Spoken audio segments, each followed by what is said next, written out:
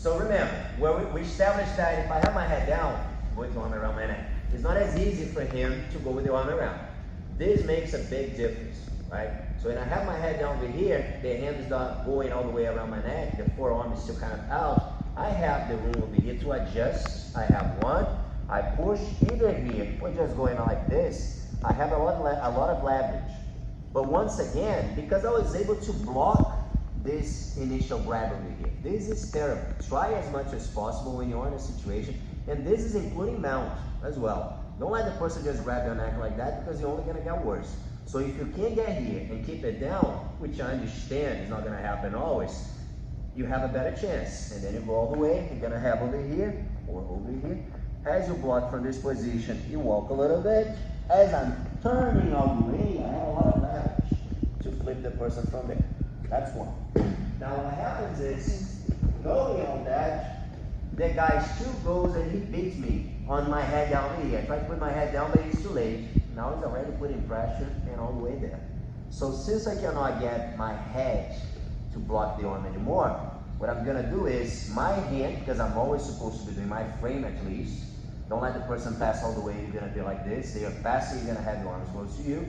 My hand is gonna go here now. And I can create this space by putting a little pressure in, block on the shoulder, go all the way, and then I grab the arm. With my head down, he wants to go around my head, okay, but I'm gonna keep my head putting pressure down and in to trap the arm from here.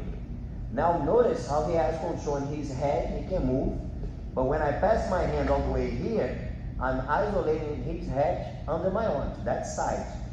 So from this point, my arm starts going all the way in, and I keep rotating all the way just enough for me when I get to this point. It's a combination of the bridge, and when I bridge, I pull, and when I pull the left hand, I push all the way with the right arm to flip him over, and then I'm gonna have this position right here. Again, the same thing like I was going on top, and then I establish from there, depending on what it is.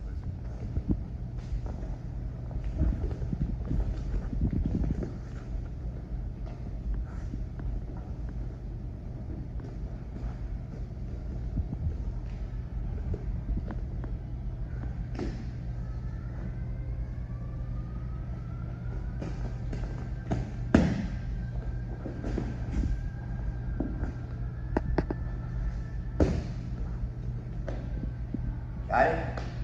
Practice that. Push.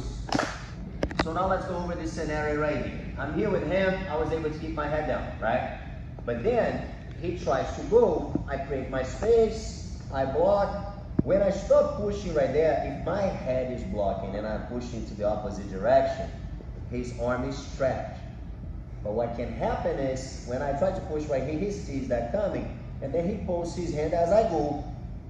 This hand, boom, goes here. Because if you keep your hand here, I will flip it to this side, right? You can post his hand as much as you want. Post his hand down.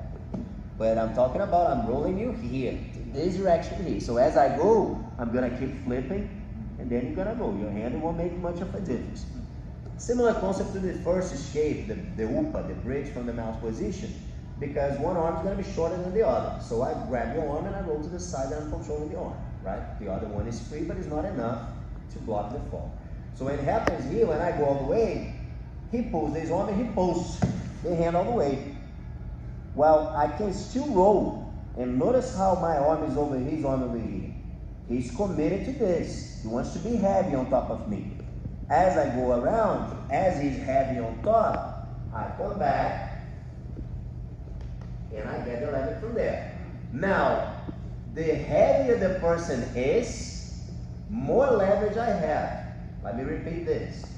I am here, I block, I push, I go, and I come back.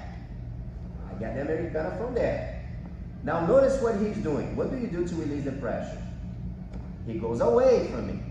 I know that. So when I push right here, I'm gonna also have the option. If this guy is very light, by light I mean he's pulling me all the way back, when I come back, I roll and I keep going with him. How I'm gonna land, I don't care, but I am on top.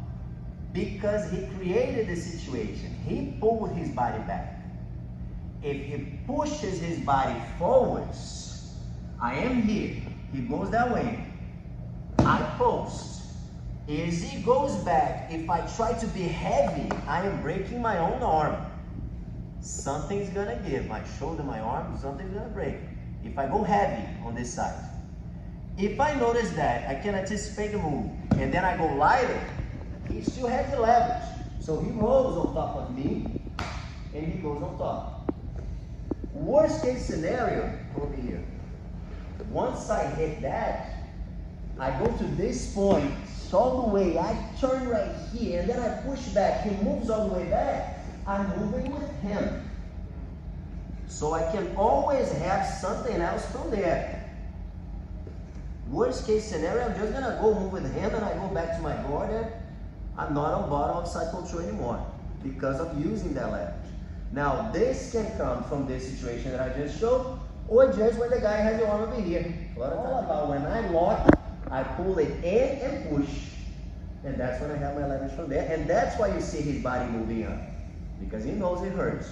The person who doesn't know that and tries to stay down, I'm sorry, but it's gonna feel it. Make sense? There's a bunch of other stuff from that. There's so many directions that we can go with this. Let's stop for now. Let's work on this. If you guys have any other questions, let me know. Okay, 1, 2. What's up?